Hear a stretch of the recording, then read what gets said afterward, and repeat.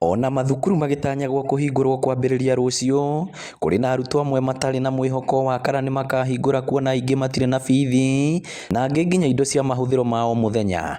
Gĩcigo-inĩ kĩa ũmbunge gĩa Kangema arutwo 60 arĩa matarĩ na mwĩhoko wa gũthoma nĩ moritũ mĩciĩ-inĩ yao makĩgunĩka na mũbango wa scholarship kũhĩtũkĩra kĩgĩna kĩa NG-CDF ya gũkũ, no mbica mĩciĩ-inĩ kwao ĩkĩonania thĩna na moritũ marĩa makoretwo makĩhĩtũkĩra. He ngurubu iretwo Kangema Development Forum maracamanirie the other day na macamania nĩ maratuheire support ya kũrũgamĩra ciana ici. Kĩgeranio niĩ nĩ ndaiguire ngoro yakwa ĩna thĩna tondũ ndarigagwo mwana ũyũ ngũruta mbeca kũ. Mwena wa Kahũtĩri Rwathia tũrakinya mũciĩ kwa Royce Wangeci nawe hamwe na mwarĩ no maithori, no ti maithori ma kĩeha nĩ ma gĩkeno magĩtarĩria ũrĩa mwĩhoko wa mwana wa gũthoma wakinyĩte mũico. Niĩ ona ndathire kanitha kuma hĩndĩ ĩyo, rĩu ndũraga ndĩragĩra Ngai wakwa nginya mwana wakwa agatobora thukuru. Na naomba tu Mungu atembee nami hadi nimalizie shule nami sitacheza na masomo.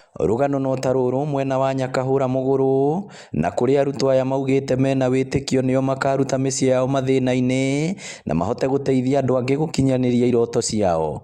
No rĩrĩa oirwo nĩ kĩhũgi niĩ nĩ ndakenire. Nitasoma na nitawatoa hapo tunaishi.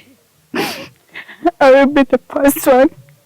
Nitawajengea nyumba poa. Nitatia bidii nipate marks poa ili nitimize ndoto yangu ya kukuwa neurosurgeon.